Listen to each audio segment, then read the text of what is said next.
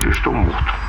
Mas lembre-se que o orgulho foi o que transformou anjos em demônios. A humildade faz com que homens se pareçam com anjos. Só que a minha avó levantou-se e disse: olha, vocês podem escolher o destino de todos que estão aqui, menos aquele rapazinho ali, magrinho. Porque Deus me disse que ele será o único pastor da família.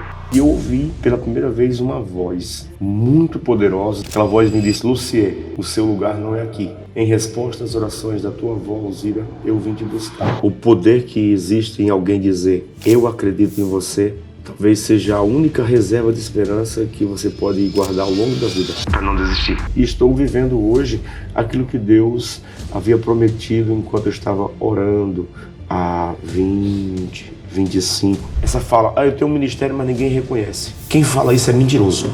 Deus não tem problema com os ateus. Deus não tem problema com ateus? Não. Ateus estão em busca de Deus muito mais do que muitos crentes. A fé não é um processo mágico, é um processo educacional. Como foi em mim, o será em todos.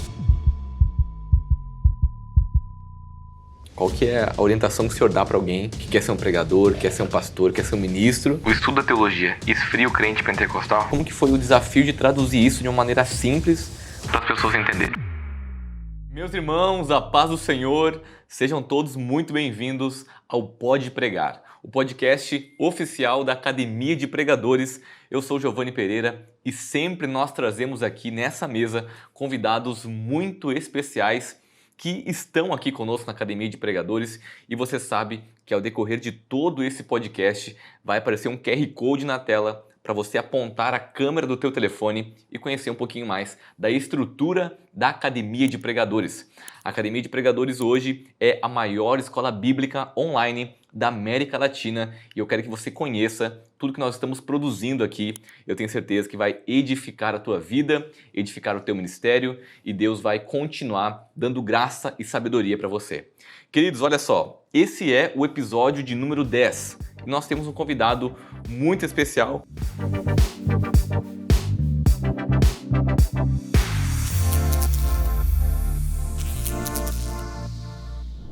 Já estou aqui com ele na minha frente, paz do Senhor, pastor Lucier Freitas. Senhor querido. Seja bem-vindo, senhor, está em casa. Alegria minha poder fazer parte desse projeto revolucionário de democratização do acesso ao conhecimento, à teologia bíblica, numa modalidade que as pessoas podem se organizar. O que não pode é justificar o não envolvimento com o crescimento na graça e no conhecimento de Cristo Jesus. E também por esse espaço de fala, de poder estar aqui participando do Pode Pregar, que com certeza tem uma audiência bem ampla e essa também é a oportunidade de a gente, de alguma maneira, tocar a vida de outras pessoas.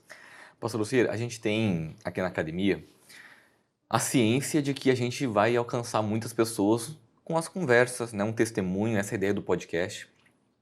E eu quero apresentar ao senhor aqui o seu currículo, até para os nossos alunos conhecerem. Geralmente eles assistem às aulas, mas não conhecem ali a história do professor, como que ele chegou até aqui, é porque ninguém começa como professor de uma escola teológica, né?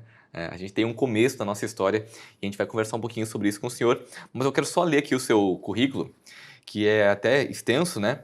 Para os alunos conhecerem o senhor. O senhor é escritor, palestrante, acadêmico de ciências da religião, psicologia e também pregador do evangelho, diretor do ETECAM, que é a escola de teologia de Camboriú, aqui em Santa Catarina, e outros cursos o senhor faz também aí, e a gente quer agradecer o senhor por estar aqui com a gente, e eu queria que o senhor já começasse contando pra gente um pouquinho da sua história, como que o senhor conheceu Jesus. A gente gosta de fazer essa pergunta, até para que os alunos conheçam um pouquinho da sua trajetória. Como que foi sua infância? Conta pra gente um pouquinho como é que começou essa jornada ministerial na sua vida. Tem uma frase do livro do Rei Arthur, que é um clássico da literatura infantil, em que um dos personagens diz: tudo que passamos nos trouxe até aqui. Isso é uma síntese muito bem elaborada daquilo que caracteriza a jornada da vida humana. É um processo. Eu tenho hoje 46 anos, sou filho de uma família de muitos irmãos, né? Meu pai foi pai de 36 filhos, desses 36, 12 morreram, ficaram 24. E eu nasci numa cidade pequena no interior da Paraíba, chamada Brejo de Santos, que tem uma tradição até hoje é conhecida nacionalmente como a cidade dos médicos, porque de lá sai uma quantidade considerável de médicos. Boa parte dos meus amigos de infância são todos médicos em alguma área específica da saúde. E o meu pai, um comerciante, descendente de judeus com português, minha mãe do lado materno com traços também ligados à cultura indígena, e dessa família eu nasci no meio dela, né? Mas nós tínhamos uma avó crente, era a única crente da família. E em famílias de modelo bem patriarcal, os pais e os anciãos se reúnem de tempos em tempos para escolher o destino do profissional, dos filhos, dos netos. E numa dessas reuniões foi escolhido o que cada um seria, Olha médico, só. engenheiro e tal. Só que a minha avó levantou-se e disse: olha, vocês podem escolher o destino de todos que estão aqui, menos aquele rapazinho ali, magrinho, né? Menos o Lucier, porque Deus me disse que ele será o único pastor da família. Para a época, eu estou falando isso de 42 anos atrás, isso era absurdo. Não havia ninguém crente na família, só ela, né? E dela disse: olha, Deus me disse que ele vai ser o pastor da família. E até hoje eu sou o único pastor da família. Uma longa trajetória, não cheguei ao evangelho bem cedo. Minha avó me levava a um ambiente congregacional, portanto um ambiente reformado, igreja congregacional.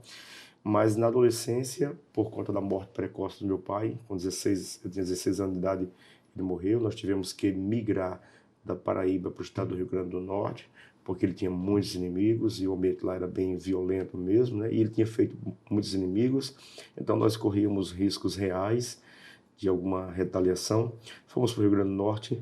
Lá eu entrei em contato profundamente com a literatura e a filosofia marxista e ateísta. Eu já vim de um universo de leitura. Existem algumas excentricidades na minha vida. Eu aprendi a ler com 2,5, uma coisa muito precoce para a época. E o senhor via alguém lendo na sua casa ou o senhor tomou o gosto pela leitura naturalmente? Como é que foi isso? O meu pai sempre foi o grande incentivador da minha pessoa a estudar. Por quê? Ele, comerciante, ele tinha um quadro no comércio. Então ele colocava as notas 10 e 9 que eu tirava em todas as provas. Quando eu tirava 7,5, 8, ele não tirava, ele guardava. Isso aqui ninguém precisa saber, só precisa conhecer a sua excelência. Você nasceu para ser diferente, você será um homem das letras. Ele sempre dizia isso, embora ele fosse semi-analfabeto, né? Mas de tradição oral, tinha uma memória muito boa também, muito inteligente, né? A oralidade é uma modalidade muito poderosa dentro das heranças judaicas e também árabes, né? Então ele me estimulava muito. Eu tinha paixão por estudar. Mas aí bateu a adolescência, uma mente muito aguçada, muito afiada, com muitas leituras, período filosófico da existência da adolescência. Eu acabei lendo muita filosofia, inclusive eu escolhi um dos ramos que eu achava mais cativante dentro da filosofia marxista, que era ligada a um teórico chamado Trotsky, né? Que é a negação completa de qualquer tipo de autoridade. Então eu me rebelei contra o mundo. Eu passei a viver como se não existissem regras. E eu tinha um grupo que saía na madrugada para quebrar patrimônios públicos. Conta essa aí pra gente como é que é. Mas chegava a ser assim, uma negação total da autoridade dos pais. Tudo, né? Meu pai já havia falecido, a minha mãe foi muito paciente comigo. A minha mãe recebeu o legado da fé da minha avó, Alzira, e ela permanecia em permanente oração, mas em silêncio. Não é aquela cristã de frequentar a igreja com muita frequência, mas tinha uma vida de oração. E sempre orando por mim, sempre orando por mim. Inclusive, a minha avó acabou vindo morar no Rio Grande do Norte conosco. Quantas vezes eu chegava dos shows de rock and roll, né, cabelo grande, todo de preto, e eu acordava e ela estava com as mãos em cima da minha rede, repetindo aquilo que ela havia dito quando eu era criança. Senhor, tu me disse que esse menino seria o pastor da família. Eu estou orando pelo seu ministério, que será destacado, será conhecido, ele pregará nesse país inteiro. A minha avó não me viu pregar. A minha avó não me viu, mas ela, todos os dias, 5 da manhã, nós temos um culto chamado culto matutino. Ela me fazia levá-la. Como ela tinha um problema agudo de artrose, uma caminhada de 600 metros dava pelo menos meia hora. Então ela ia me evangelizando, falando comigo e dizendo: ei, Jesus te ama, Deus tem um projeto na sua vida. Eu falei: vovó, para com essa loucura. Deus não existe, Deus é só um delírio, uma construção da religião. Ela falou assim: não, ele existe e ama você. E aquilo foi entrando, foi entrando. E numa dessas, ela morreu, aquilo me causou muita tristeza, porque era uma pessoa que parecia se preocupar muito comigo no sentido religioso, mas a minha mãe de igual modo. Então, eu me lembro que eu saía para depredar patrimônio público com esses colegas, né? Justamente porque o Trotsky trabalha com essa ideia, com essa proposta de anarquia, é a filosofia chamada de anarquismo, a negação completa de qualquer modelo de governo, qualquer ordem, né? Inclusive, cabe aqui uma fala do Dostoiévski, né? Se Deus não existe, então nenhuma autoridade é válida, tudo é questionável. É assim que vive a cultura pós-moderna contemporânea, né? E eu vivia isso já na minha adolescência. Além de ser rebelde, tinha uma língua afiada. Arrumava problemas com muita frequência. Arrumava problema com professores. Eu usava um pouco da inteligência que tinha para beneficiar colegas, burlando, de certa forma, as leis da escola, porque sabia como fazer. É que meu pai tinha muitos inimigos, então eu fui criado para ser esperto. Ou eu era muito esperto, ou eu acabava caindo nas mãos dos inimigos dele. Então, aquilo foi se tornando uma coisa natural, muito aguçada. Então, com 16 anos, eu estava num show de rock, num bar chamado Snob. Estava sendo tocado... Isso era no Rio Grande do Norte já ou... Com 16 anos já. Né? Já Rio Grande do Norte. Cidade com 350 mil, 300 mil habitantes, 320 mil habitantes, muito grande. Qual que é a mesma cidade? Mossoró. Mossoró. Rio Grande do Norte. Eu estava num show de rock num bar chamado Snob. Naquela noite estava sendo tocado, em especial naquele momento que aconteceu isso, estava sendo tocado uma música do Black Sabbath, né? O pessoal conhece. Conhece. E de repente o som das guitarras sumiu. Sumiu, mas eu continuei, todo mundo continuou pulando, agitado, e eu não estava me sentindo confortável. Parecia que eu tinha a sensação de que tinha alguma coisa acontecendo no ar. Eu fui para um canto de parede, aquilo tudo começou a silenciar, parecia filme mesmo, tudo pulando, mas eu não ouvia nada, eu estava conectado com outra realidade, e eu ouvi pela primeira vez uma voz muito poderosa, singular, escuta ela até hoje. Aquela voz me disse: Lucier, o seu lugar não é aqui. Em resposta às orações da tua avó, Alzira, eu vim te buscar. E me deu o endereço. Silva Jardim, era uma igreja Assembleia de Deus, uma sede de setor. E eu convoquei os meus amigos, que eram 7, e levei eles para é o seguinte, nossa atividade amanhã é numa igreja. Ou estamos em grande estilo, vamos bagunçar um ambiente religioso. Falei que eu chego lá a gente vê. Só que eu estava obedecendo aquela voz. Levei... Quando foi feito o apelo, quem estava cantando os hinos da harpa é um presbítero, que ele tinha um pouco de problema com gagueira, José Leite. Eu sei que quando foi pregada a palavra na maior simplicidade possível, ao final do culto, da ministração, eu sei que eu estava lá na frente, não entendi nada, fui levado por uma força poderosa, e juntamente comigo foram os meus 7 amigos. Desses 7, 6 estão no ministério, só um que tinha um pouco de problemas com álcool e tinha dificuldade de firmar-se, mas é um grande músico, até onde eu sei, não está tão firme na fé, mas os outros estão todos envolvidos, se casaram, se tornaram pais, né? E começou um longo processo. 16 anos eu comecei a estudar teologia no ano seguinte, com 19 anos e meio eu terminei o bacharelado, já estava dando discipulado na sede de setor, comecei a pregar ali pelos 17 anos, né? Só que nessa época eu tinha uma dificuldade muito grande. Eu era compulsivamente apaixonado por futebol. E eu cheguei a jogar, treinei em time de segunda divisão do brasileiro. E numa das partidas que a gente fez, era justamente uma preliminar do Vasco, na época do Denner, no Nogueirão, ginásio da cidade, estádio da cidade. E eu nunca fui um jogador de bater, era sofrer faltas, porque eu prendia muita bola. Mas esse dia aconteceu uma coisa bem atípica. Eu levei um drible e eu me virei e acertei com o cotovelo o rosto do atacante do time, que veio de uma cidade longe. Naquilo o rapaz caiu em espasmos, causou um tumulto. O roupeiro entrou dentro do campo e começou a me dar de dedo. Vai embora daqui, seu lugar não é aqui. Você não foi feito para ser jogador. Você tem cara de pastor, vá para a igreja. E ele mesmo espantado quando estava falando, e ninguém entendia nada que estava acontecendo, achou que o cara estava pirando, né? Mas eu entendi o que era. Porque naquele dia eu tinha deixado de dar aula com o professor de escola dominical, me neguei a ir dar aula escondido e fui fazer essa partida como jogador amador.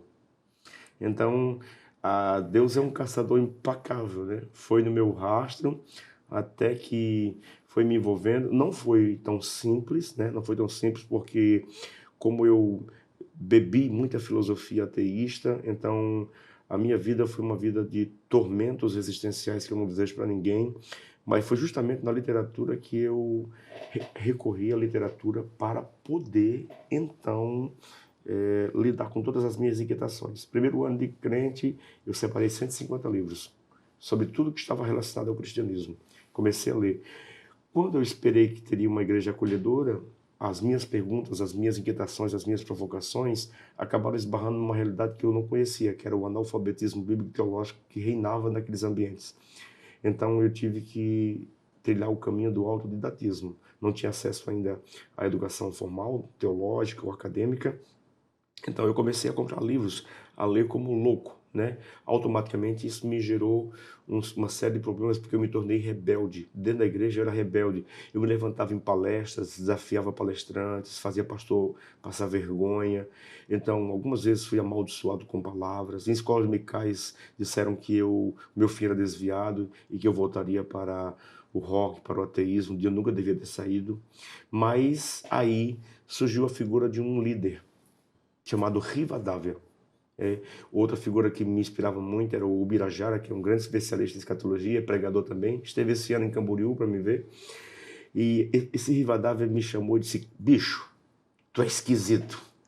Após um ensaio. Você vê um ensaio de uma cidade com 150 jovens, eu me sentava separado porque eu dizia que não queria me misturar com eles porque eu achava eles pecadores. Naquele nível de compreensão de santidade, tudo equivocado, né? E 150 leituras na cabeça, né? Não, 150 que eu havia lido sobre o cristianismo. Claro, Agora, só sobre filosofia e muitos mais anos atrás. muito mais que isso, né? Eu, com 14, 15 anos, eu já tinha lido Marx, bastante Nietzsche, que é o filósofo da morte de Deus, o Theotenatos. E tem gente que tem até hoje medo desses livros, né? Sim. Cristão, tem cristão me que não lê esse livro. Né? nos grupos cristãos para tirar jovens da igreja, né? Era estrategicamente, fazia isso. Pastor, claro que o senhor está contando que a sua história parece que aconteceu rápido, mas pelo que o senhor está me contando, muita coisa acontecendo em pouquíssimo espaço de tempo e o senhor imerso numa realidade diferente, agora cristã, e incorreu ali num erro que muitas pessoas incorrem hoje, né? Que é estudar um pouquinho e já achar que sabe mais do que o pastor, que o professor, e causar esse tipo de atrito, até um isolamento dentro da igreja, né? Havia o fato de que meu pai havia morrido, havia a orfandade, e isso é muito bem pontuado pelo Leo Strobel no filme Em Defesa de Cristo. Ele vai patentear a partir da psicanálise a ideia de que todo aquele que tem uma relação tensa com os pais ou enfrenta a orfandade, ele tende a projetar isso na relação com Deus. Então aquilo estava muito vivo, pulsante em mim. Ele é um jornalista esse que fez essa análise, né? Isso, Em Defesa de Cristo, Lee Strobel. Foi adaptado para o cinema, inclusive. É uma obra de apologética que a gente até indicou aqui em uma das nossas aulas de apologética. Então, diante de tudo isso, Deus começou a me trabalhar. Deus foi muito paciente comigo. Eu vivia guerras, eu flertava com a loucura, porque eu era tido como rebelde, não era aceito. Mas esse cara falou assim: eu vou orar por ti. Tu vai longe, eu acredito em você. Aquilo entrou como uma esperança. E sempre que eu me lembro disso, a comparação pode parecer bizarra, mas para mim foi importante na época.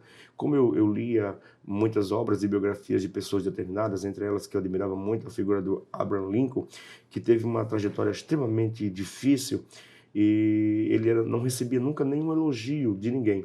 E na semana em que ele foi assassinado, ele foi encontrado no bolso dele um pequeno recorte de jornal. Foi o único elogio que ele havia recebido de um jornalista do canto do jornal. Ele recortou e aquilo alimentou ele por um ano. Então eu guardei aquilo começou a me mover, eu continuei estudando, comecei a montar uma biblioteca em casa, comecei a estudar, andei com poetas, andei com professores de filosofia, participei de cursos ateus, de grupos de estudo. Eu queria aprender e adquirir ferramentas de toda forma para defender Cristo. Eu tinha um sentimento, agora é um efeito rebote. Tudo que eu havia construído com a minha rebeldia, agora eu queria construir contra o ateísmo, contra tudo aquilo que negava Deus. Então eu mergulhei na literatura, mergulhei na filosofia cristã, conheci autores e me aproximei de pastores reformados, pedi livros emprestados. Eles me olhavam com desconfiança por conta da minha estética agressiva, ainda barba fechada, né? Mas mesmo tendo aquela barba fechada e lendo filosofia, eu tinha uma sede insaciável por oração. Então eu tinha uma vida de oração muito intensa na madrugada, que ninguém conhecia, que eu fazia questão que ninguém soubesse. Só aquela imagem de rebelde. Mas eu estava buscando a Deus e Deus estava me guiando e me dirigindo. Eu comecei a pregar. Então, com 24 anos, 8 anos depois, eu pregava numa equipe de viagens que existia lá no estado do Rio Grande do Norte, em Mossoró. E com 24 anos, Deus moveu o coração de um menino chamado Lindy Newton Matias. Ele trabalhava como gerente da rede de Hotel Termas e ele estava vendo um vídeo dos Gideões em que no púlpito estava sentado uma figura chamada o senhor Wilson Zabel, o ex-prefeito de Camboriú. Ele era enfermeiro. Deus falou com ele, larga tudo e vai para Camboriú porque você vai ser o enfermeiro daquele homem. E de lá eu vou te mandar para a missão. E ele tinha uma chamada missionária tremenda. O problema é que a gente não se conhecia e ele não gostava de mim, porque quando eu chegava em alguma escola dominical que ele estava, ele saía, ele não gostava de mim de jeito nenhum. E ele foi então, anunciou, pediu baixa do trabalho e soube-se que ele estava se preparando e dentro de um mês viria para Camboriú. E ele se propôs então a vir com alguém. Algumas famílias das igrejas de Camboriú, de Mossoró, igreja muito grande, né? Igreja muito grande, estou falando de 170, 180 igrejas. Algumas pessoas queriam vir com ele. Só que ele foi dormir e teve um sonho. Sonho que estava em Santa Catarina, e numa cama curta e com cobertor curto. Quando ele olhava quem estava com ele, era eu. E ele disse no sonho, não, Deus, ele não leva. Deus disse, é ele que você vai levar. E ele me chamou e nós viemos de moto, de Mossoró, Rio Grande do Norte, até Camboriú, 7 dias de viagem, descobrimos que eram primos. Hoje ele é pastor no Haiti, é o representante oficial dos Gideões no Haiti, e hoje eu estou trabalhando como diretor da Escola de Teologia de Camboriú. Por 5 anos cuidei do Rolinho, o Wilson Plaus, também cuidou por 5 anos, depois foi mandado para a Bahia, depois para outro, agora está no Haiti, mora na República Dominicana e trabalha no Haiti, e eu estou lá, vivendo o propósito de Deus, continuei investindo, estudando, me preparando. Depois de 7 dias de viagem chegamos, 2 anos depois eu estava profundamente agitado, inquieto, insatisfeito, peguei minhas coisas e fui embora para a Inglaterra, fui preso na Inglaterra na condição de suspeita de ser árabe, me acusaram de ser árabe porque eu usava barba fechada, fiquei detido 3 dias no centro de detenção em Londres, acusado de ser árabe, né? Até que descobriram que de fato eu era brasileiro, me deportaram, não porque eu estivesse ilegal, eu tinha recebido um convite de uma igreja para trabalhar com ensino lá, mas Deus havia dito para mim não ir. Eu voltei para Camboriú, conheci a minha esposa, a Dani, ela era minha aluna da escola dominical, eu era professor de história na rede pública e de filosofia e de ensino religioso, por tempos distintos, né, por causa das formações. Então, eu conheci minha esposa, me casei e numa reunião, o pastor Cezino mandou me chamar, a diretoria estava toda reunida. Um mês antes do meu paciente falecer, eu entrei como jovem que ia se casar em poucos dias e saí como presbítero integrado na Convenção Catarinense. Ele disse, Deus falou comigo, me colocou, me levou ao presbitério, casei, entrei no presbitério, me tornei obreiro integrado, viajei com a equipe de avivamento dos Gideões por 10 anos, trabalhei 14 anos com o pastor Cezino, né? E dessa maneira vivi muitas coisas, e estou vivendo hoje aquilo que Deus havia prometido enquanto eu estava orando há 25, faz 21 anos que eu moro em Camboriú. Há 21 anos atrás, Deus disse, eu vou levar para aquela terra, eu vou te usar, eu vou te abençoar. Mas até viver o que eu vivi, né, muitos processos. Inclusive o mais dramático deles, que foi o ano passado, né, em que eu tive a experiência de ficar 15 dias, 12 dias na UTI, 3 dias na enfermaria. Eu fui sem ter nenhum problema de saúde, porque eu sempre me cuidei, caminho bem, me alimento bem, mas fui diagnosticado com um quadro generalizado de pancreatite aguda, falência cardíaca, efisema pulmonar, água na pleura, sistema gastrointestinal totalmente apodrecido, retenção de líquidos 5,5 litros, e pelas páginas de documento que eu tenho, 236 páginas de documento, clinicamente eu estou morto. né? Mas o Senhor me trouxe de volta à vida, me deu algumas orientações e depois disso algumas coisas começaram a acontecer. Eu preguei nos Gideões esse ano novamente, né? Havia pregado em 2009, 2010, 2011 e agora estou vivendo um projeto, algo que eu olhava e via como tão distante, tanta gente boa, grandes mestres, e hoje eu estou tendo a oportunidade de estar aqui contribuindo de forma singela, mas com todo o coração, para a formação de outras pessoas no âmbito da teologia, com a equipe da Academia de Pregadores. E estou aqui hoje num podcast que muita gente gostaria de estar, né? Nunca passou pela minha cabeça que poderia estar, mas a Bíblia diz que Ele é poderoso para fazer muito mais e além e abundantemente daquilo que pedimos e pensamos, segundo a eficácia do seu poder. Então estou aqui. É uma história e tanto, né? E eu fico pensando assim, né? Como que Deus faz, né? Os caminhos que Deus nos leva. Porque começou lá com a sua avó liberando aquela palavra que o Senhor seria um pastor, né? E o Senhor passou por todos esses processos, né? E até como a importância, né, da palavra dos familiares, né? Ou do pai ou da mãe, nesse caso da sua avó, que falou isso, recebeu de Deus, liberou essa palavra e o Senhor andou por tantos caminhos, tantas coisas aconteceram, mas o Senhor parou justamente no destino que Deus tinha, né? Até uma coisa importante para os pais pensarem nisso, né? Hoje o senhor é pai, né? O Sim, senhor é casado, tem a sua esposa, é pai tenho e dois filhos. entende essa responsabilidade do que o senhor fala para os seus filhos, O né? poder, o poder que existe em alguém dizer, eu acredito em você, talvez seja a única reserva de esperança que você pode guardar ao longo da vida, para não desistir. Eu guardei aquilo, então hoje eu tenho um hábito, quando os meus filhos estão dormindo, eu vou no ouvido deles e digo, eu acredito em você. Como eu sei como funciona um pouco a mente, por estudar psicologia e psicanálise, eu sei que aquilo vai se internalizar, vai entrar no inconsciente, vai se tornar uma força psíquica, ainda que inconsciente, ele será movido por isso. Por quê? Porque alguém fez isso por mim. Então eu quero reproduzir isso em larga escala. Que incrível, que incrível. E o senhor contando toda a sua trajetória de estudos, né? Queria fazer essa pergunta já para poder iniciar. O senhor está aqui hoje com a gente na academia, gravando cursos para quem nunca, por exemplo, para quem nunca teve um contato com a teologia. O Exatamente. senhor que tem um grande um aprofundamento teológico nas suas disciplinas, o senhor consegue traduzir isso de uma forma que as pessoas entendam, né? É o trabalho de alguém que comeu um alimento sólido e agora transmite para as pessoas um alimento que elas vão entender. E os cursos que o senhor gravou aqui com a gente foi todas as doutrinas bíblicas de uma maneira simples, fácil de entender para quem nunca teve contato com a teologia. E eu queria perguntar para o senhor qual foi o desafio maior, porque o senhor tem um grande conhecimento e como que foi o desafio de traduzir isso de uma maneira simples para as pessoas entenderem. Duas frases que me deram um estalo, um start. No começo da minha fé, eu trabalhei muito com apologética. Então, eu usava o conhecimento para esmagar, para destruir os inimigos. Os inimigos que eu entendia como os hereges. Apologética, escrevi materiais, participava de debate com ateus em escolas, rodas de conversa abertamente, sem ser convidado, chegava e metia, eu queria defender Deus, né?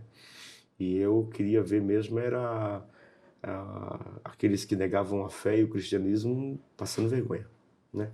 Mas aí eu li uma frase do Nietzsche, Friedrich Nietzsche, o ateu.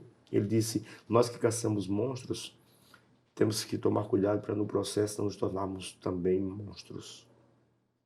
E eu percebi daquilo que eu estava me tornando um monstro, porque eu fazia na força de um zelo cego, maldoso, maligno, né? O que eu queria, na verdade, talvez sem perceber, era fazer valer pela força, mas não é por força nem por violência, é pelo meu espírito. E a segunda frase que eu li que me impactou profundamente, ela possivelmente é atribuída a um pintor chamado Picasso. A simplicidade é o último grau da sofisticação. Quando eu ouvi aquilo, eu falei, poxa vida, o que eu estou fazendo? Eu estou criando mais confusão e problemas do que propriamente ensinando as pessoas. Entendo, tenho a minha vertente apologética, não consigo abrir mão dela, porque ela faz parte da minha identidade e Deus me chamou e me formou para isso. Eu sei o que Deus quer comigo, então eu não tenho como anular isso. Então há coisas que eu vou confrontar abertamente, e eu fiz isso ao longo da vida, faço isso de forma polida, educada, mas também se for precisar fazer, tenho que fazer algumas vezes, faço. Eu entendo que não há em mim nenhum receio de desafiar nenhuma multidão. Se eu sei que o que eu estou falando parte da Escritura, a Escritura é um leão. Então, se eu estou com um leão, ela consegue colocar a multidão para correr. Mas aí eu me desconstruí para traduzir de forma simples aquilo que eu tanto estudei, né? Eu entendo que o cristianismo é simples, mas não é simplista. Por isso que um livro que eu acho que é fundamental para todo cristão ler é do John Stott, Crer também é pensar. Eu entendo que a fé é uma fé inteligente, uma fé pensada, né? Inclusive, uma frase que eu sempre repito, a fé não é um processo mágico, é um processo educacional. Como foi em mim, o será em todos. Eu não posso limitar-me a ter uma compreensão de Deus e da fé baseada apenas nos meus sentimentos e afetos. Eles são instáveis, eles são inconstantes, eles mudam diante da tragédia e diante também do êxito da honra, né? Mas eu devo construir-me a partir da Escritura, da Palavra de Deus. Por isso que a expressão de Paulo é educando-vos na fé. É um processo educacional. E o que significa? Você aprende a crer. Não existe? Você aprende a crer. Sim. Crer é uma experiência educacional. É só você estudar como se dá a construção de crenças em regimes totalitários. É a educação maciça e repetitiva que gera homens que são capazes de morrer por aquilo que não compreendem, mas absorveram. Então o cristianismo é uma religião do livro.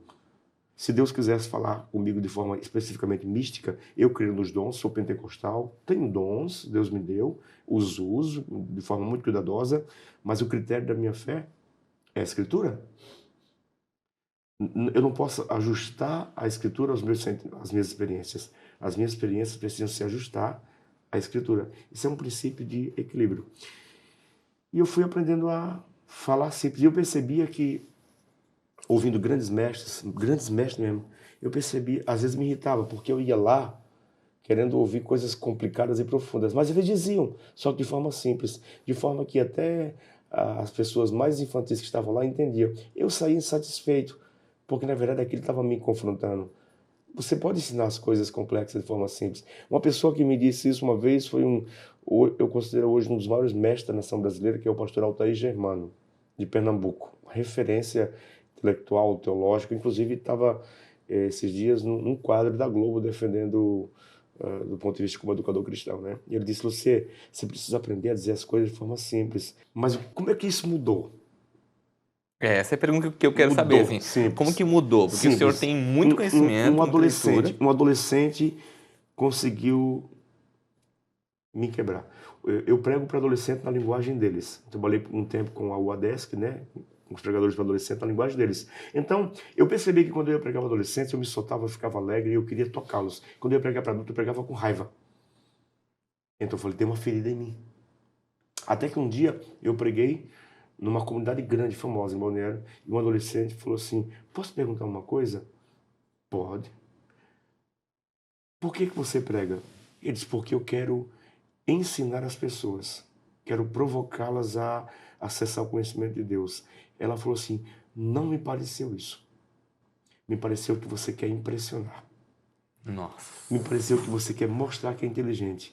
Existe alguma coisa mal resolvida em você, porque quem quer ensinar de verdade fala de um jeito que não exclui ninguém do processo. Você não pode, ele falou, você não pode, era um adolescente muito inteligente, você não pode colocar uma mesa e dizer que essa e essas pessoas não comem. Da forma como você serve, hoje, muita gente não comeu.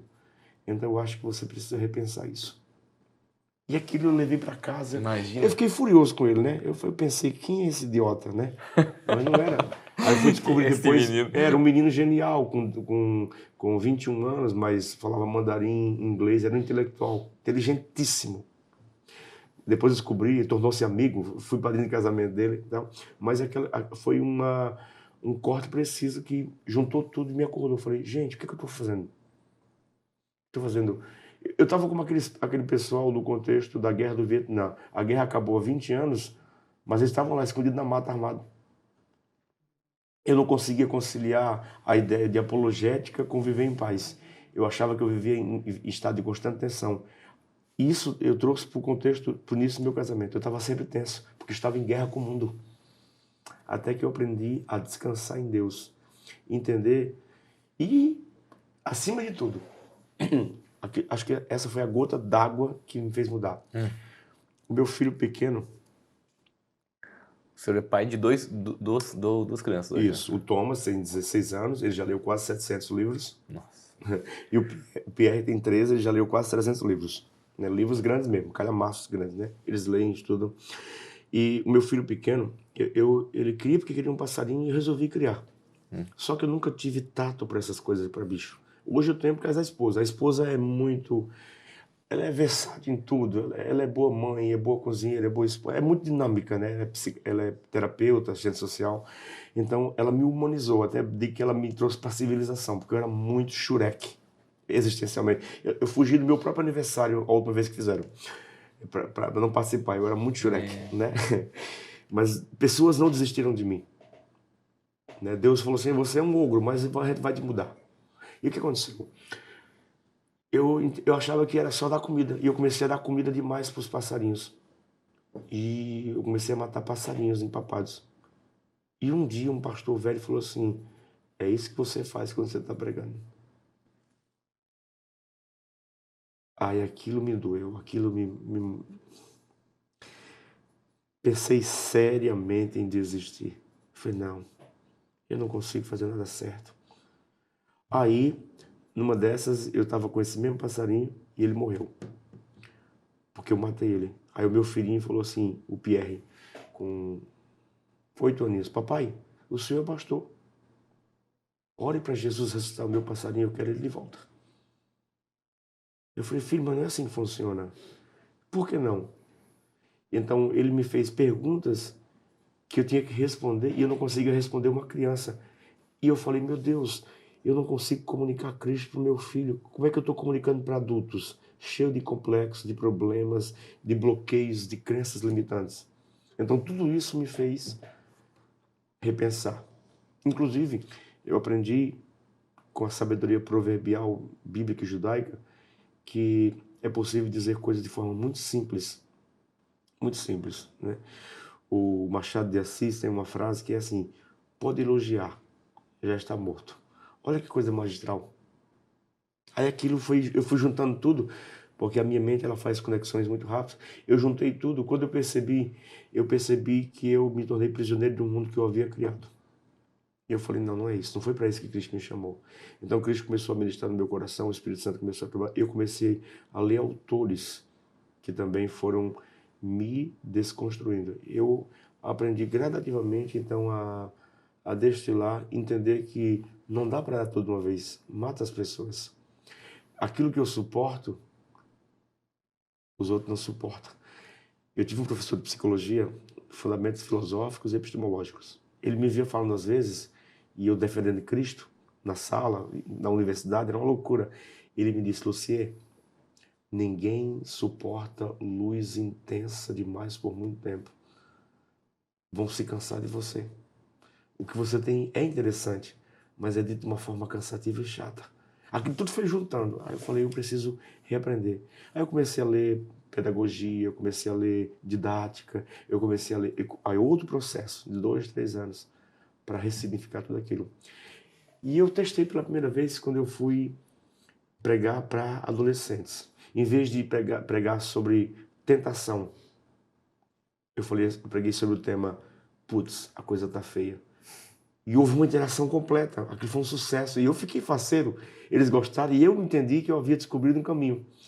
Aí a próxima vez que eu fui pregar num congresso grande sobre sanção, eu falei, como é que eu posso pregar de forma que eles entendam? Eu falei, repita comigo o tema da mensagem.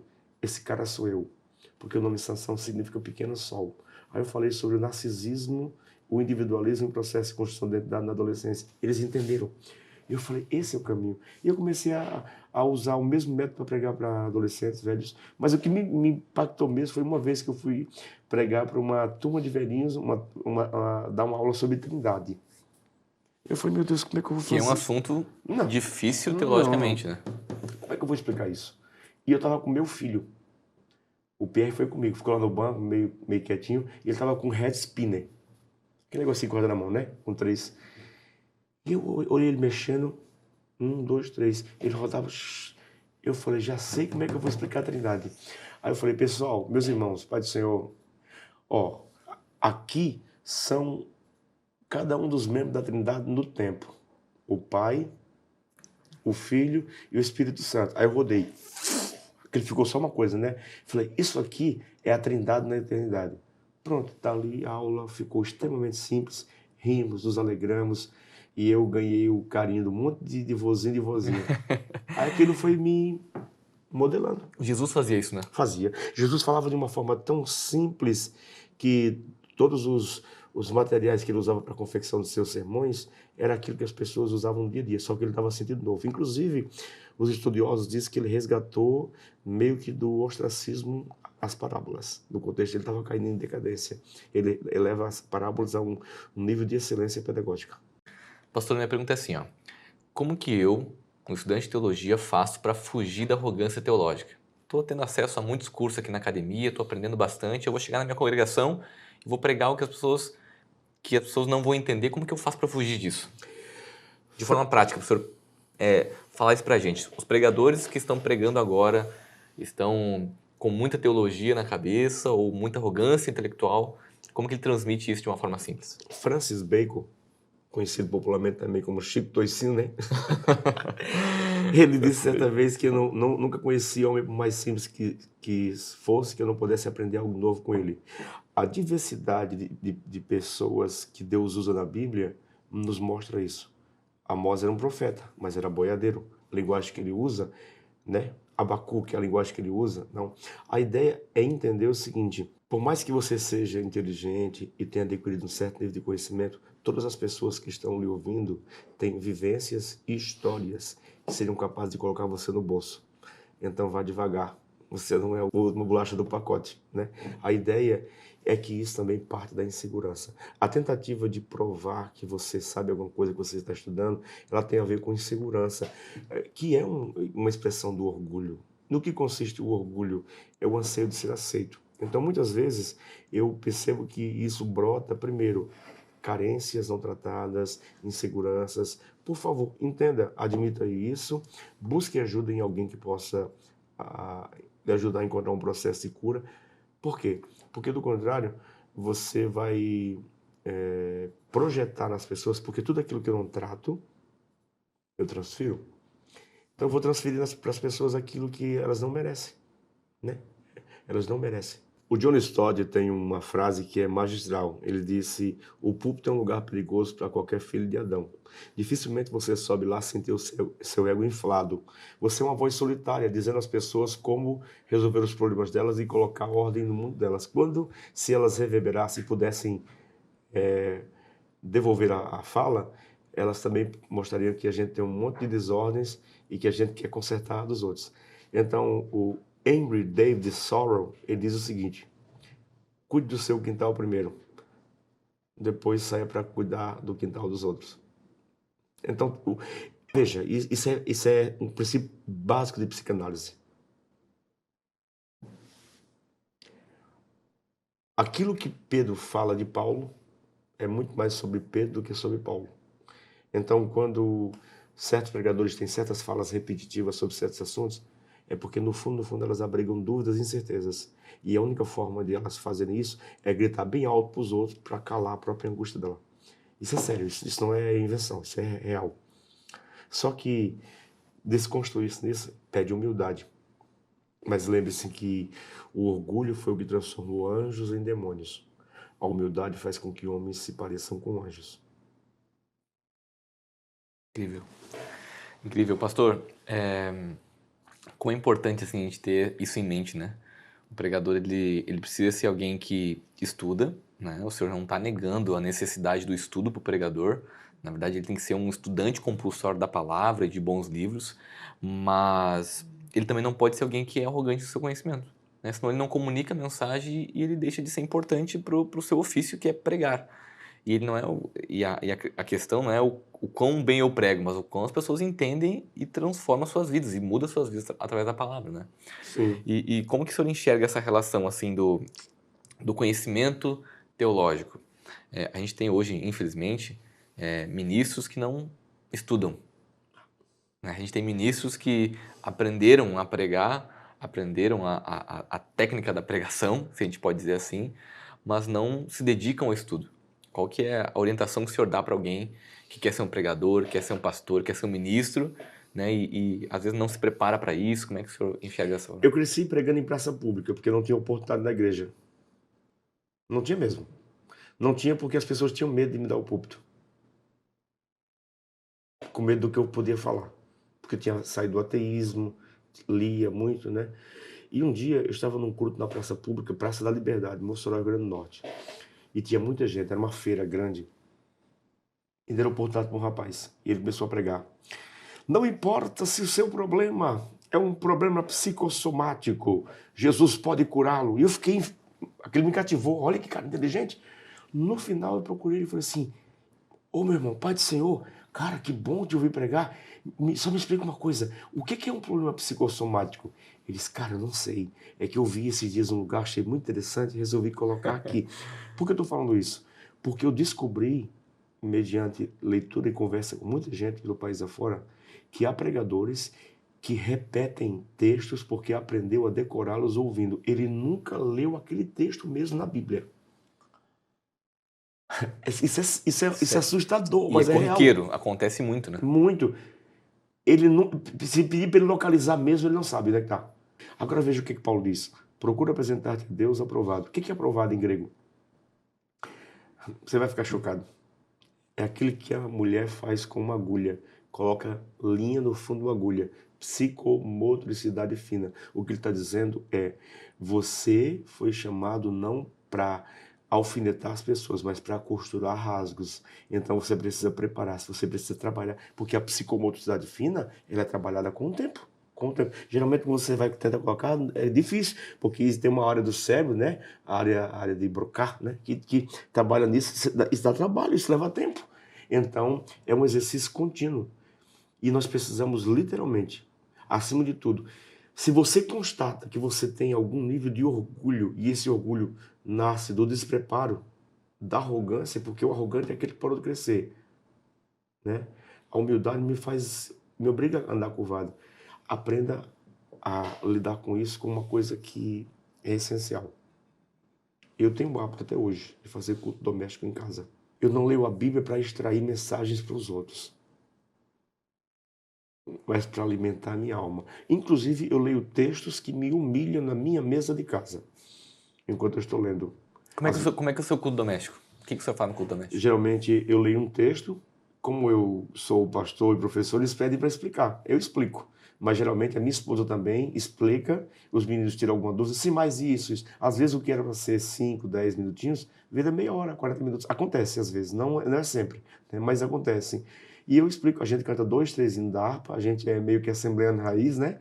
Canta 2 hinos da harpa, eu gosto muito dos hinos da harpa, e depois oramos por problemas todos, apresentamos questões ligadas à missão, ensinamos a ele a ser grato por tudo que recebe, sempre ensinando eles a cultuar a Deus. Por quê? Porque eu entendo o seguinte, que eu posso ser admirado no púlpito provisório, que é o púlpito da igreja, mas posso ser totalmente rejeitado como pregador no púlpito permanente, que é o meu lar. João Calvino dizia que o lar é o mais desafiador seminário de um ministro, porque a confecção dos sermões se dá entre fraldas sujas, contas para pagar e crianças com vontade de gente grande. Quando você lida com isso, ou você tem domínio próprio ou não tem. Não tem como fingir ser profissional em casa. Lá a gente extravasa, a gente fala grosso, alto, aí depois tem que pedir perdão. Ganha o mundo inteiro, perde a casa. Sim. Prega em grandes púlpitos, mas não faz o culto doméstico. Isso. Eu tenho o hábito de fazer culto doméstico, eu gosto. Eu cultivo o hábito de uma vida de oração. Eu gosto muito de uma frase do Spurgeon, isso vem da tradição luterana, né? Os luteranos enfatizam muito a questão do batismo. Você está com uma crise de fé, submeta-se ao batismo. Mas um dia eu li uma frase do Spurgeon que me deixou ligado. Sepultei a minha velha natureza nas águas do batismo, mas descobri que a miserável sabe nadar. De vez em quando, quando eu olho, ela está de fora. E eu falei, seu lugar não é aqui, é lá no fundo. E só existe uma forma de você manter-se simples, humilde e piedoso.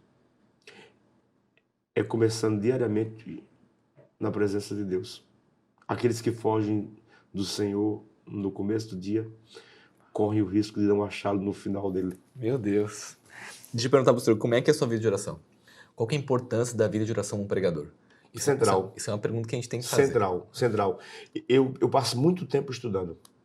Agora, com o volume de atividades que eu tenho, eu estou fazendo faculdade presencial, eu sou diretor de uma escola teológica, eu faço rádio de segunda a sexta, eu faço pós-graduação, muita coisa. Então, mesmo assim, eu me cobro.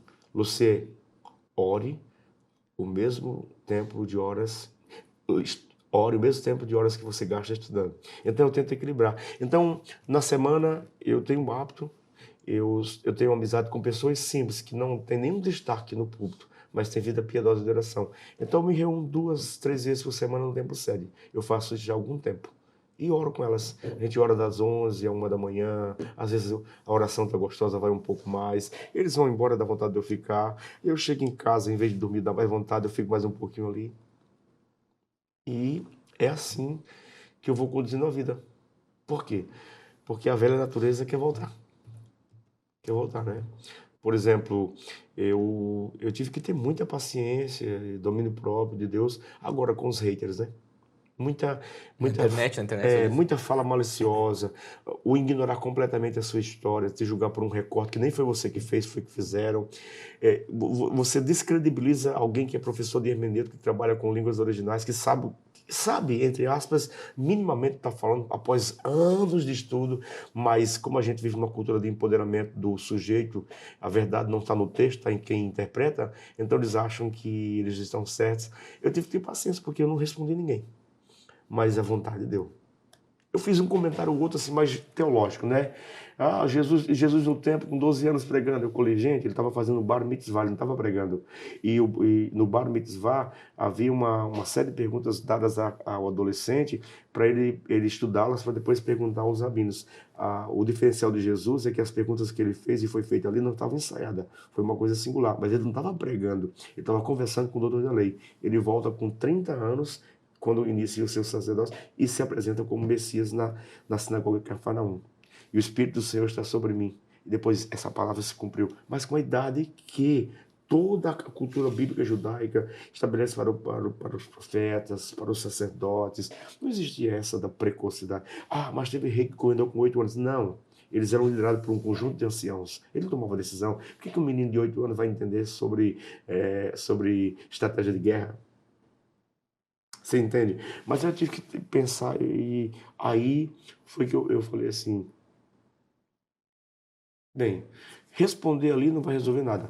Então eu resolvi ficar em silêncio. E o povo acha que o senhor é contra o Ministério Infantil. Não. Eu entendo que se você tem traços vocacionais que são perceptíveis, uma coisa que a gente tem que entender é uma coisa. Essa fala, eu tenho um ministério, mas ninguém reconhece. Quem fala isso é mentiroso. Porque toda pessoa que tem um ministério, o corpo de Cristo reconhece. O corpo de Cristo quer ouvir. A maior prova de que você foi chamado para alguma coisa é que você não quer falar, mas o povo quer que você fale e quer lhe ouvir. Agora, quando você força para falar e ser ouvido, você pode ser só um narcisista. Você está enfeitiçado pelo falso glamour, romantismo da vocação. Vocação é uma cena de morte. Não vivo mais eu, mas Cristo vive em mim. É um chamado para morrer, para que Cristo apareça a cada dia. E não se engane, toda vez que você tentar passar na frente de Cristo em qualquer ambiente de culto, ele vai dar um jeito de tirar você de cena. Vai, porque é ele. Não é sobre nós, é ele. É loucura. É uma loucura tão grande que assusta. É o que Billy Graham disse quando ele terminou de pregar para uma multidão gigantesca. Olha, você é o melhor pregador do mundo, inquestionavelmente. Ele disse, é verdade, eu sei disso. É mesmo? Alguém já me disse isso antes. Quem? Esse é o diabo enquanto eu estava orando. Isso é. Quando perguntaram para Spurgeon, você é um homem cheio? Sim, mas eu tenho um furo que não consegue ser tapado. Então a única forma de manter cheio é todos os dias começar na presença do Senhor. Max Scheiner disse, Deus me deu uma mensagem e um cavalo. Eu matei o cavalo, não posso levar a mensagem. Morreu novo, acho que 29 anos, 32 anos, não se cuidou. Cuide de ti mesmo. Seja o teu aproveitamento manifesto a todos.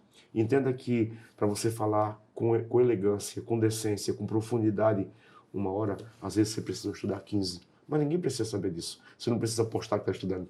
Estude. Essa é a nossa velha natureza. Eu me lembro sempre do Homem-Aranha, Dr. Octopus. Esses são aqueles muitos tentáculos, mas aquilo é uma aberração. Aquilo precisa ser amputado um por um, para que você volte a ser o que você é de fato, dependente de Deus. Temos esse tesouro em vasos de barro, para que a excelência da glória seja tua e não nossa. Porque ele está dizendo, o mensageiro é fraco, mas o que ele carrega é forte. Não é sobre você, é sobre a mensagem. Tira o espírito, tira a mensagem de você, você vira um gadareno.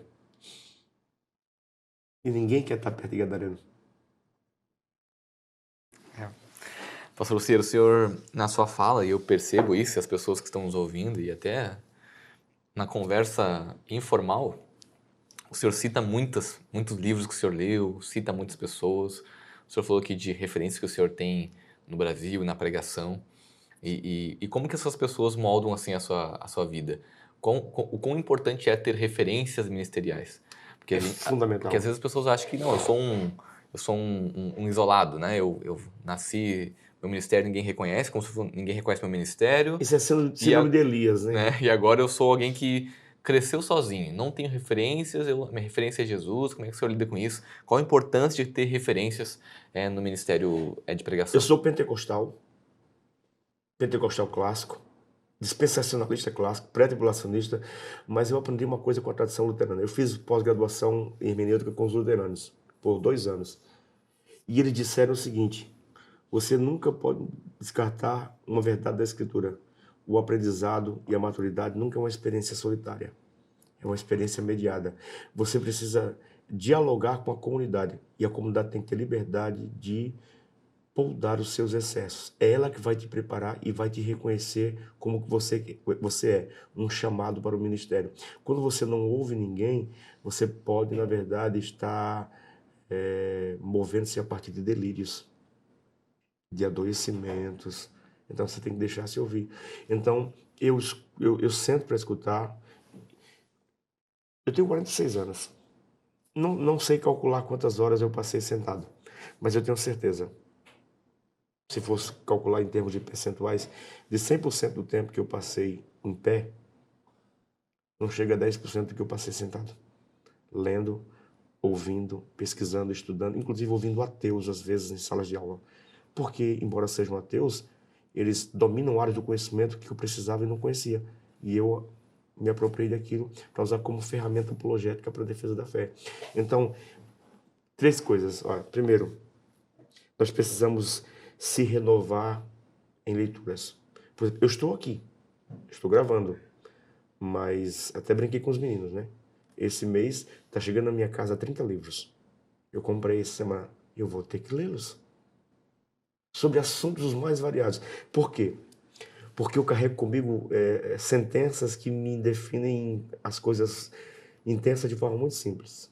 Os limites do seu mundo são estabelecidos pelos limites da sua linguagem. Se você quer acessar novos lugares, outros públicos e ampliar sua esfera de ação, então amplie a sua mente também. Estude, conheça. Não para sentir-se grande, mas para levar Deus a lugares que você não conseguia antes entrar. Estude mesmo. Tenha uma vida disciplinada de estudo. Segundo, ore muito mais do que você estuda. E acima de tudo, ouça gente muito melhor do que você.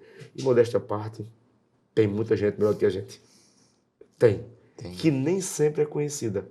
Mas eu sei, por exemplo, em Camboriú, igrejas bem simples, que eu sei que o pastor eu vou lá no culto para ouvir. Aprendo. Eu estou sempre com um bloco de anotação. Eu estou sempre com 3 canetas de cores diferentes. Porque eu criei um padrão de anotações. Eu estou sempre ouvindo. Dali, ouvindo coisas boas. Toda terça-feira, com exceção dessas últimas 3 terças-feiras que eu estou aqui, há 21 dias gravando, eu sempre ouvi o meu pastor, homem simples, mas bíblico, profundo, coerente e teológico. E ouvindo ele pregando, quantas vezes, a partir do que ele falou, eu aprendi e preparei mensagens também novas para pregar em outros lugares. E eu estou lá, eu vibro com ele pregando. Eu vibro.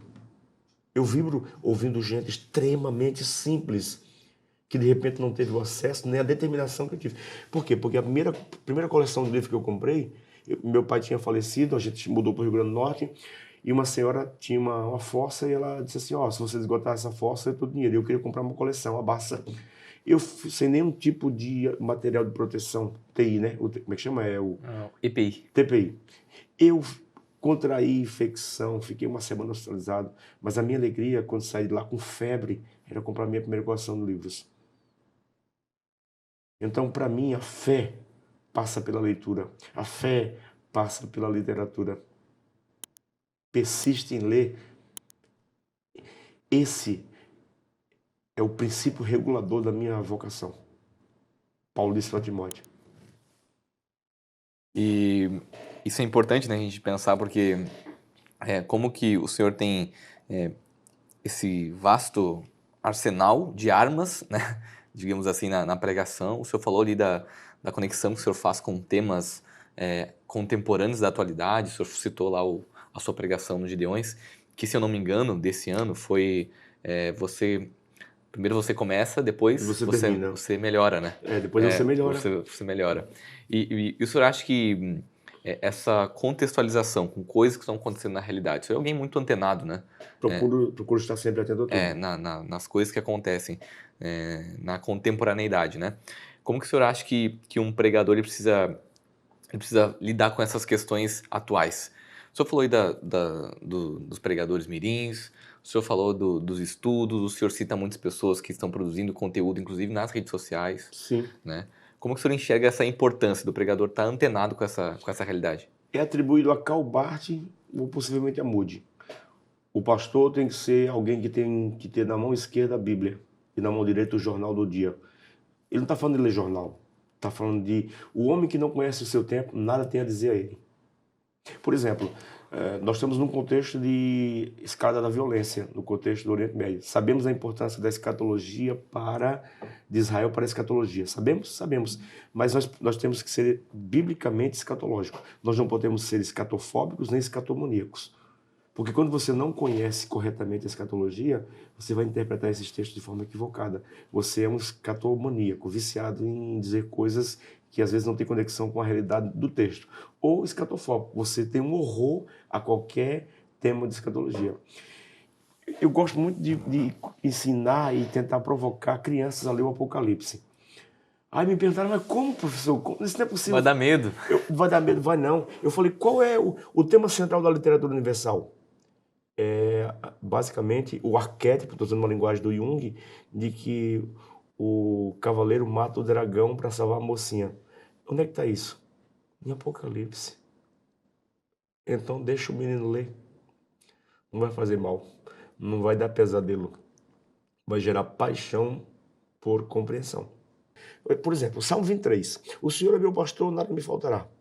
Isso é muito bonito. Mas eu prego em contextos urbanos que a maioria dos adolescentes nunca viu uma ovelha de perto. Ela não sabe o que é isso. Porque para a mente reconhecer alguma coisa como tal, ela precisa ter algum tipo de contato. E a gente sabe que hoje a mídia, no certo sentido, com a inteligência artificial, literalmente é uma matrix. Cria-se coisas que não existem. Reproduz coisas que não existem. Então, eu fui pregar para adolescentes e falei, como é que eu vou me conectar com eles? Eu li o Salmo 23 para pregar sobre ele, sobre pastorear e ser pastoreado, mesmo na adolescência. Eu li a partir da linguagem tecnológica. O Senhor é meu provedor de banda larga e não me faltará conexão. Eles ficaram tudo antenados na mesma hora. Porque eu falei assim, sabe o que é inferno para adolescente? É qualquer lugar que não tem zona de Wi-Fi. Eles entenderam. Quando eu expliquei os conceitos teológicos espirituais sobre comunhão com Deus, eu falei, Deus te chamou para estar enxertado e não conectado. Expliquei ele conectado, ele sabe o que é. Enxertado, ele não sabe. Quando eu expliquei na linguagem que ele entendeu, eles associaram os conceitos teológicos. E quem vai fazer o que tem que fazer não sou eu. Eu só faço o primeiro trabalho. O resto quem vai fazer é o Espírito Santo. Mas seja como a BIC. Está no mercado há 40 anos. Mas faz bem feito. Pronto. E é muito bom, assim, porque até o senhor foi elogiado recentemente ali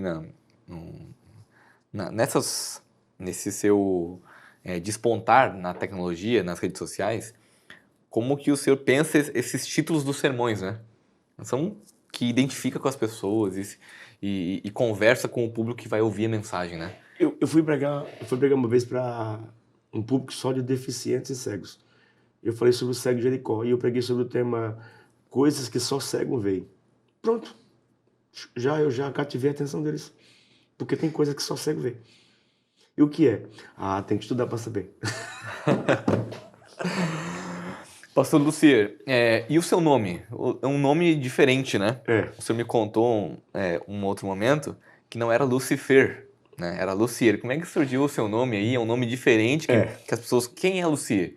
Né? Como é que é a origem do seu nome? Freitas, né? Lucier é proveniente da raiz hebraica e também do francês, que significa luz iluminado. Eu brinco com as pessoas que meu nome é Lucier, não Lucifer, por conta de uma experiência engraçada. Eu fui pregar numa localidade chamada Inferninho. É um bom lugar para pregar. E era uma cruzada e fizeram a vinheta errada. Meu Deus. Grande cruzada de fogo, pregando nessa noite, pastor Lucifer. E quando eu cheguei lá, inverno, e eu cheguei todo de preto, com o cabelo para trás, parecia o diabo mesmo.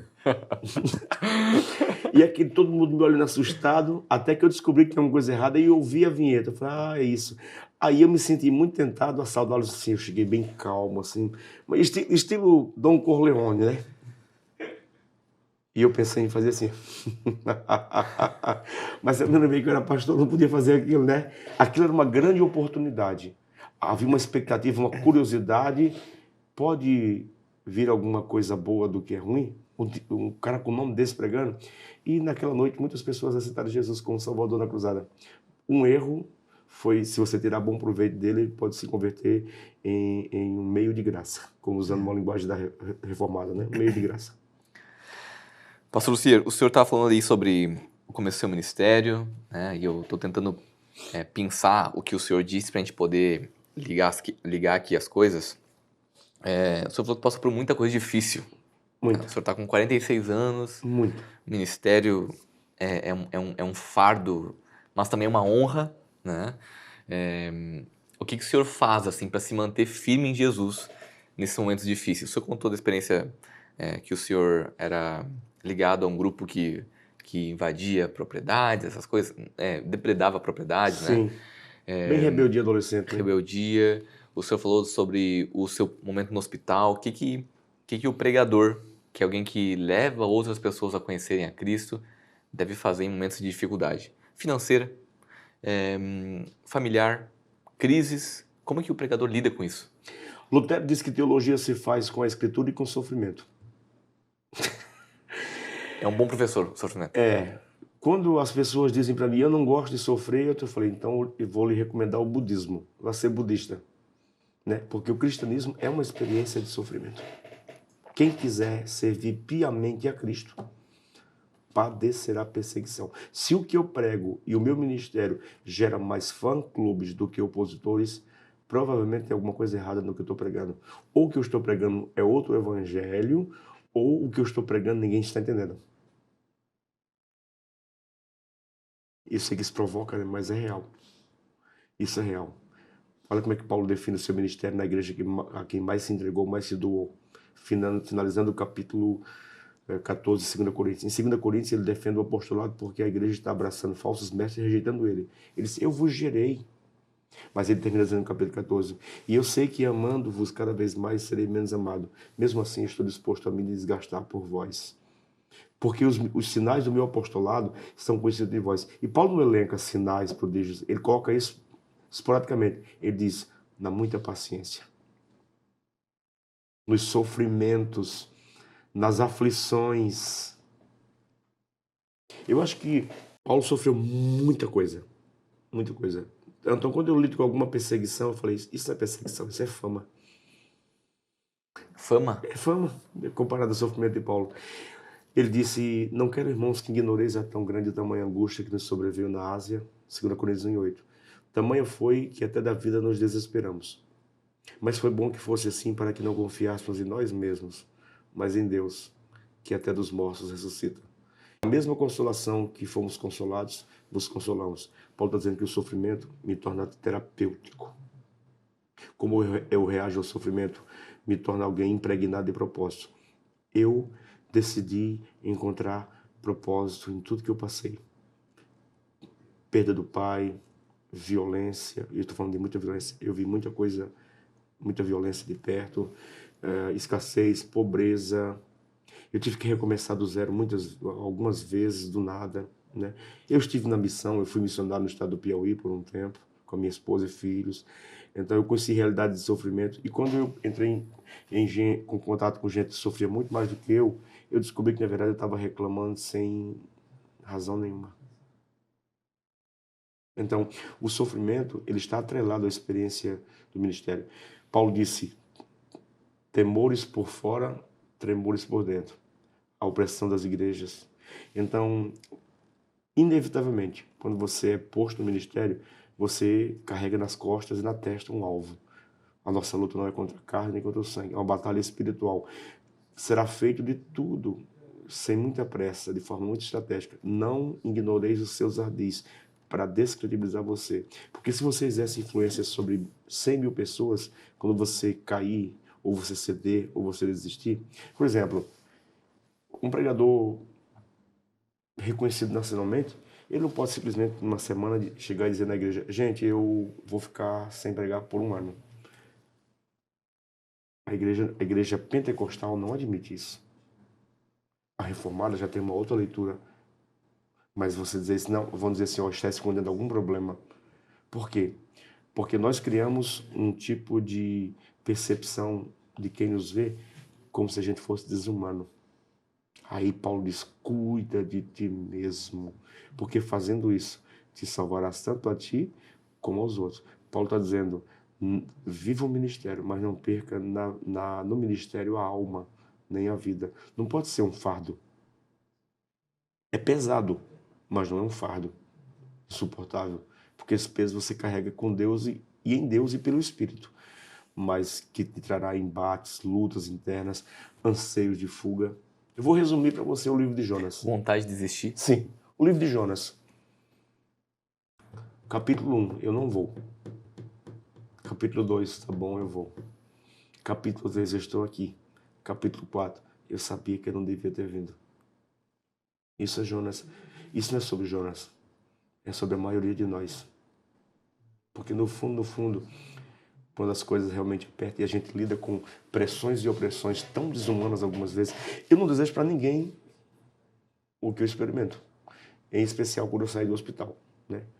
O Richard Brooks, ele tem uma frase, foi um pastor puritano, ele dizia assim, quando você olha dentro do escuro, o escuro olha de volta para você. Isso não é frase de filme de terror, não. Isso é frase de um pastor que estudava batalha espiritual. Então, existem pessoas e ministros e pastores e pregadores que têm alguns dons que lhes causam profundo sofrimento. Paulo tinha um espinho na carne? Tinha. Todo pregador tem um espinho na carne. Todo pregador tem um espinho na carne. Todo tem. Tem. Porque o espinho, ele é um instrumento regulador para que não me ensoberbecesse por conta da excelência das revelações. Então, cada um tem um espinho. Agora, eu não preciso propagandear. O que a gente aprende sobre batalha de quem prega? Com Davi. Gigante a gente mata em público. Leão e urso quando ninguém está vendo. Isso é forte. É. Por isso que se você parar de orar, pare de orar uma semana e a sua família percebe. Pare de orar um mês e a sua igreja percebe. Pare de orar 3 meses e o mundo saberá que você não ora mais.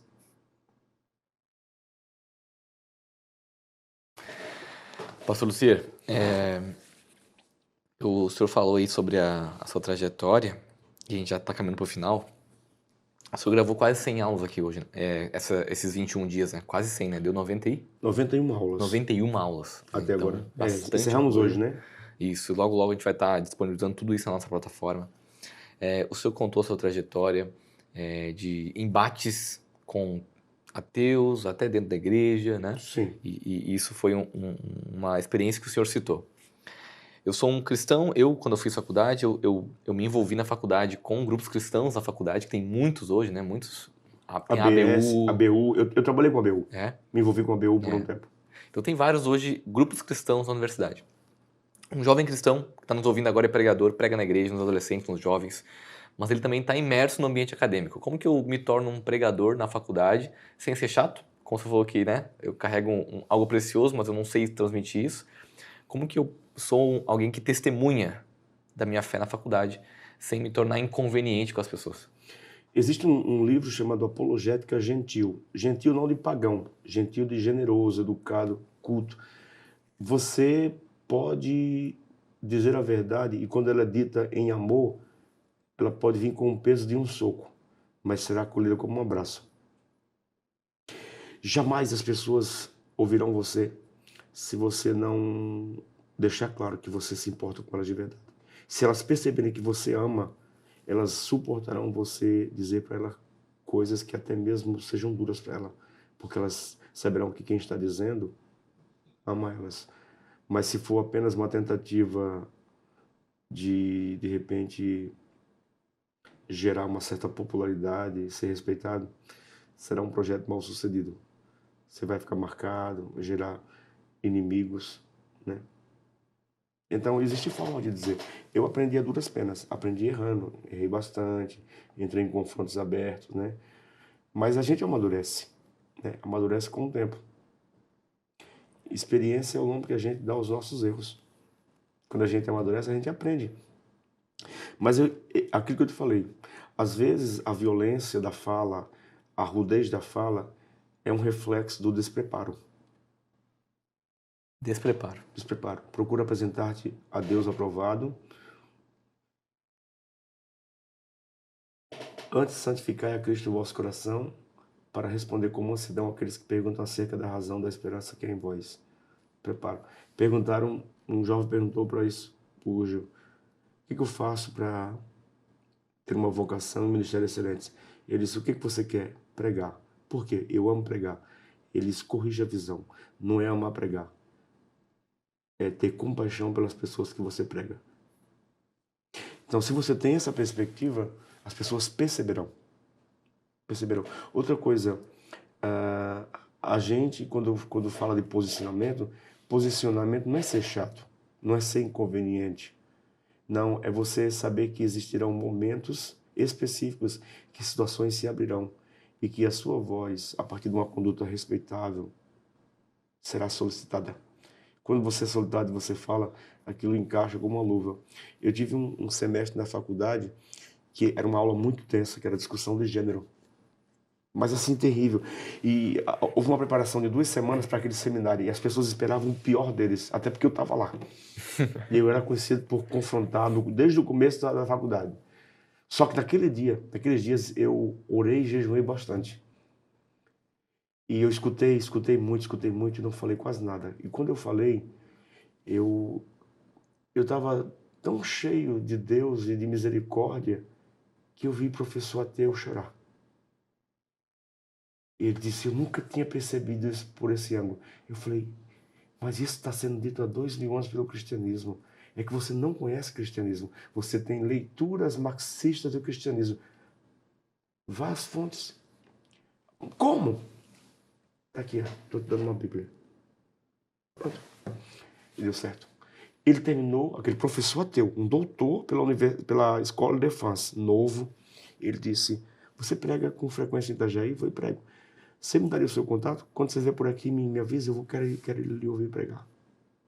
Mas ele nunca havia dito isso em 2 semestres. Mas ele disse, porque naquele dia foi diferente. Naquele dia não foi eu testemunhando, foi o Espírito de Deus me compungindo a pregar e falar sobre Cristo. Não é por força nem por violência, é pelo meu Espírito. Porque já existe ferida demais.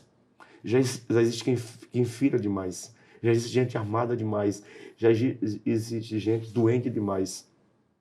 A minha presença tem que ser uma presença curadora, que aponta para a esperança e que traz verdades. Elas devem ser ditas, às vezes, de forma dura, mas com misericórdia. Como Natan para Davi. Esse homem é digno de morte. Esse homem é você.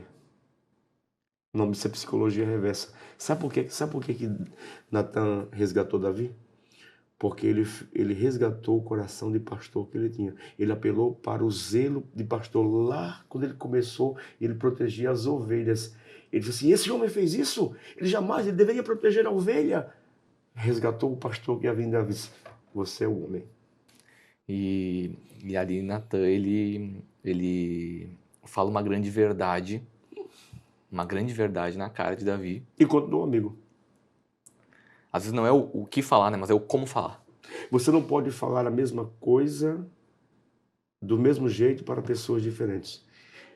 Isso é uma estratégia de guerra americana. Você não pode enfrentar o mesmo inimigo em todo o tempo com as mesmas armas. Você precisa adaptar-se aos lugares para falar. Por exemplo, eu tive uma experiência de evangelização impressionante. Eu ia para a faculdade sempre, às vezes, de carro, com o carro da igreja, na época que eu trabalhava com o carro da igreja. E um dia o Senhor falou assim comigo, vá de ônibus hoje. Eu falei, mas para quê? Vá. Eu fui. Quando eu sentei, tinha um grupo de rapazes cantando Legião Urbana. Eu vinha do rock, conhecia, era apaixonado. Aí eu falei para eles assim, você sabia que isso aí está na Bíblia? Nada a ver, tio, como assim está na Bíblia? Não, isso aí é 1 Coríntios capítulo 13 com a poesia de Luiz de Camões. E citei o texto de 1 Coríntios 13 e Luiz de Camões, na música Monte Castelo. Comecei uma conversa, como o trajeto até a universidade dava uns 30 minutos, 35, 40 minutos. 40 minutos conversando com eles, totalmente absurdos, né, com aquilo. Porque foi dito numa linguagem que chamamos isso de chave hermenêutica. Eu consegui acessar o coração deles a partir do que eles falam. Só que isso depende do seu preparo.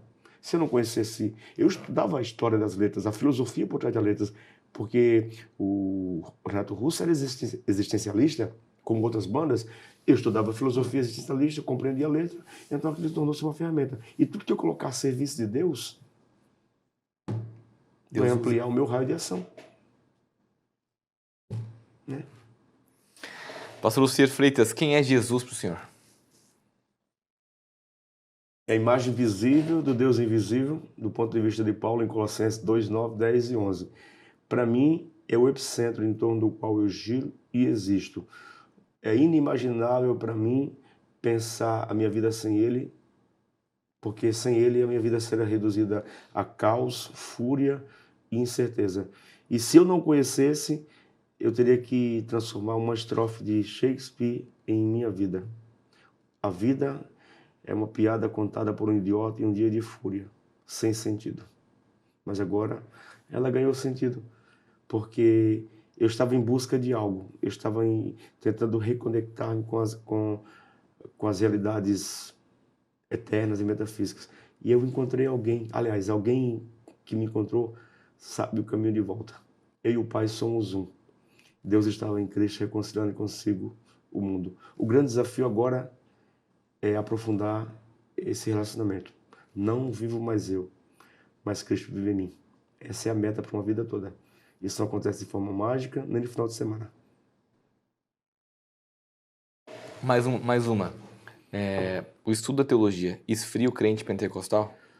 Eu tenho um amigo pernambucano que ele diz o seguinte: teologia nunca esfriou ninguém, a não ser o fogo estranho que há nelas. O que acontece é que tem gente fria que vai estudar teologia. Aí ela estraga a teologia, porque ela fica soberba e orgulhosa. Sim, porque eu conheço. Quando você apropria-se de um conhecimento novo, você quer repartir. Então você percebe que a sua fala soa mais inteligente do que os outros. Mas isso não é verdade. Né? Do contrário, eu estudo teologia há 30 anos, filosofia, leio autores ateus, né?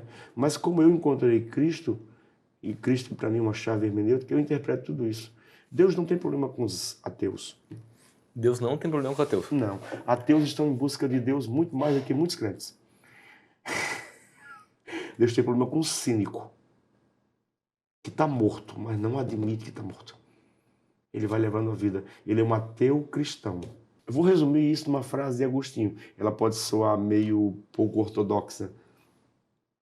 Mas como a graça não é administrada pela igreja, é por Cristo, Agostinho dizia, aqueles que a igreja os tem, mas Deus não os tem.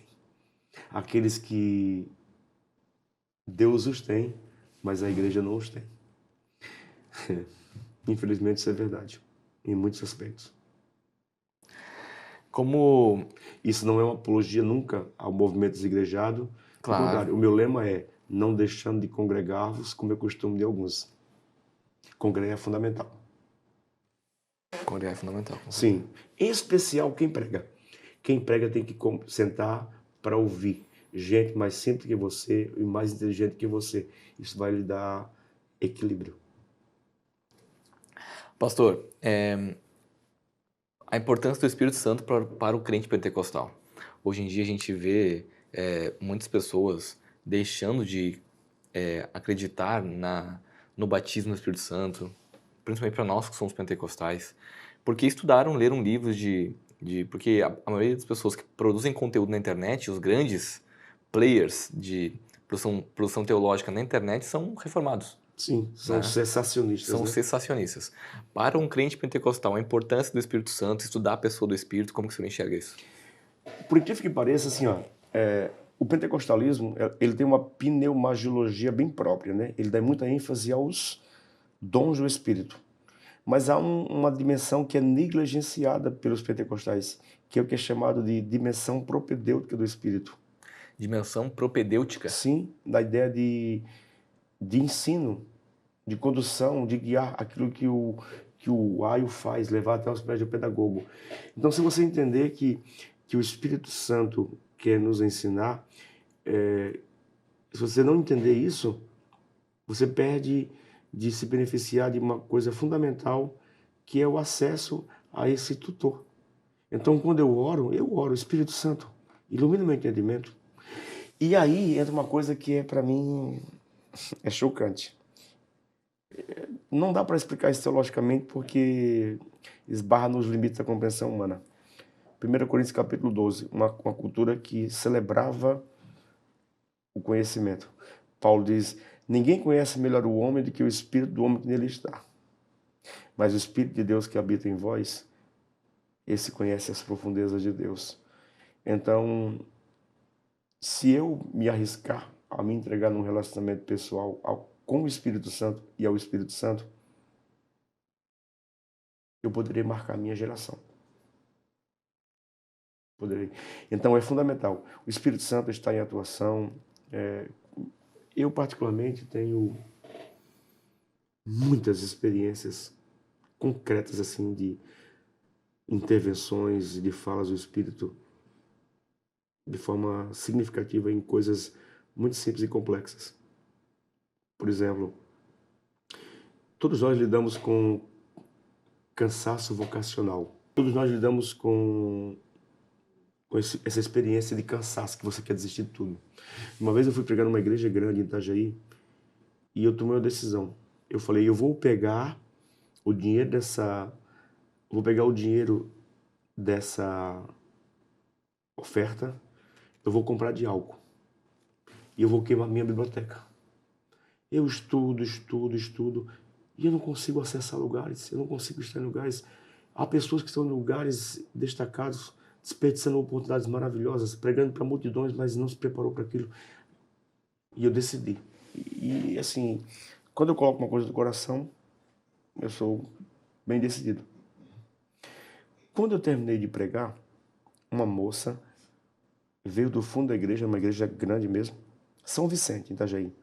Ela chegou para mim e disse, o senhor me empresta a sua Bíblia por um minuto? Eu achei aquilo muito estranho, mas eu estava sozinho nesse dia. Ela foi até o fundo e voltou. Ela disse, dá para ver que você estuda bastante para pregar. Aqui dentro tem uma oferta, eu coloquei na sua Bíblia, R$630. E Deus mandou te dizer que não é para queimar os livros que estão em casa. Isso aqui é para comprar mais livros. Meu Deus. Então não é porque você não está dando certo e fluindo como você gostaria, que você está na direção errada. Você está no período de processo. Paulo ficou 13 anos. Eu vou resgatar aqui um gigante da pregação, Gesiel Gomes. A escada de Jacó não é um elevador. Confie no Espírito. Não prepare sermão a partir da inteligência artificial. Vá para os pés do Senhor. Ele é o autor do texto. O Espírito Santo pode lhe ensinar. Ele pode ser seu mestre. Dica para os pregadores aí, ó. Não vai pro ChatGPT. Sim. Como assim o ChatGPT vai me dar o sermão que eu vou pregar? Poxa vida. Aí eu me lembro de Spurgeon, o príncipe dos pregadores. O maior pregador do século XIX. É lindo como o texto, duro como a pedra. O texto difícil de entender. Emite faíscas quando é batido com ácido da oração. Isso não é saudosismo. Isso é relacionamento. Como é que eu vou falar para as pessoas? Você precisa se relacionar com Deus. Você precisa conhecer a Deus. Quando a minha experiência com o mais confiável instrumento de contato com Ele, que é a Bíblia, é uma experiência mediada pelo ChatGPT. Não tem como terceirizar relacionamento com Deus. Olha o que o escritor aos Hebreus diz. Ele diz assim, entrando com ousadia no Santo dos Santos, pelo vivo e novo caminho que vos foi aberto no rasgar da sua carne, a fim de receber refrigério em tempo oportuno. O autor, possivelmente Paulo, está fazendo um contraste entre a lei e a graça. Na lei, só quem entrava no Santo dos Santos eram os membros da tribo de Levi. Você só entrava representado. Na graça, Deus está dizendo, não manda ninguém no seu lugar. Venha você mesmo. Na lei, alguns. Na graça, é qualquer um. Na lei, ainda que quisesse, na graça é só querer. Então a gente tem, a sabedoria clama pelas praças. Quem ouvirá a sua voz? Pergunta Salomão. O pregador. Glória a Deus. Pastor Lucier, muito obrigado. Meu Deus, eu acho que a gente conseguiu passar por muitos assuntos, né? O senhor conseguiu ser sucinto e conseguiu transmitir aquilo que o senhor carrega e entende, né? Eu queria agradecer ao senhor, muito obrigado. Eu que agradeço. Por estar aqui com a gente. Amém. Queria que o senhor agradecesse o povo que ouve, né? As suas aulas, as suas pregações, deixasse também seus canais, como é que encontra o seu Instagram, o seu YouTube. Fala aí pro pessoal e eu tenho certeza que vai ser bom. Bem, meu Instagram é @lucierfreitasoficial, né? Eu estou lá postando um pouco de conteúdos. Eu, por muito tempo, eu estive distante das mídias, nunca usei, estou usando de 2 anos para cá. Né? Eu sou tímido, realmente sou tímido. Né? Quando eu estou pregando, ensinando, eu me solto. É uma coisa de Deus, não é minha, porque, de fato, na minha adolescência eu tive depressão ao ponto de ficar 6 meses sem falar com ninguém. Nunca me imaginaria como orador, pregador, professor. Mas aí eu leio Paulo dizendo para Timóteo, o mais tímido dos pastores do Novo Testamento, faze a obra de um evangelista. Então, não é Timóteo, é o Espírito Santo que vai fazer, né? Então, eu acreditei nisso, está dando certo. Você pode também nos acompanhar nessas redes sociais, e a minha gratidão a você que nos acompanha, que já conhece o nosso trabalho, e um pecado gravíssimo da nossa geração. Não é uma coisa proposital, é uma coisa coletiva, é uma coisa construída. Ignora-se completamente a história das pessoas. Lembre-se, todas as pessoas têm uma história. Respeite isso, né? Conheça isso, acesse isso, antes de chegar a conclusões equivocadas. Eu sou Lucier, não sou Lucifer. Deus abençoe, pastor. Obrigado, tá? Amém. Eu que agradeço. Toda a nossa equipe aqui que acompanhou o senhor nessa jornada de 21 dias gravando. Admiro o senhor, sua trajetória. Glória a Deus. Né? E eu creio que é só o começo que Deus vai fazer aí na sua vida, no seu ministério. A gente fica feliz de poder acompanhar tudo isso, tá bom? Amém. Eu que sou grato por poder contribuir dentro das minhas limitações para que esse projeto maravilhoso vá à frente, alcance mais e mais pessoas. E eu creio numa nova reforma, eu creio num avivamento que vem pela teologia, pelo ensino e pela aprendizagem. Eu penso que essa é a geração da dimensão propedêutica do Espírito, aquilo que expliquei anteriormente. Glória a Deus. Obrigado, pastor. Amém. Para você que ficou com a gente até o final aqui, nós acabamos agora esse podcast incrível com o professor pastor Lucier Freitas, e é o episódio número 10 aqui do Pode Pregar, que é o podcast oficial da Academia de Pregadores, conheça um pouquinho mais da nossa estrutura aqui na academia. Eu tenho certeza que você vai ser impactado por aquilo que Deus está fazendo através da vida dos nossos professores e de tudo aquilo que nós estamos construindo como escola. Que Deus abençoe você, Deus abençoe a tua casa, a tua família e nós nos vemos logo logo numa próxima oportunidade. Não se esquece também de curtir o canal aqui da Academia de Pregadores, curtir o vídeo, se inscrever, pega também e ativa o sininho das notificações, envia esse podcast, se falou com você, com certeza vai falar com muitas outras pessoas. Que Deus abençoe e nós nos vemos numa próxima. Tchau, tchau, Deus abençoe.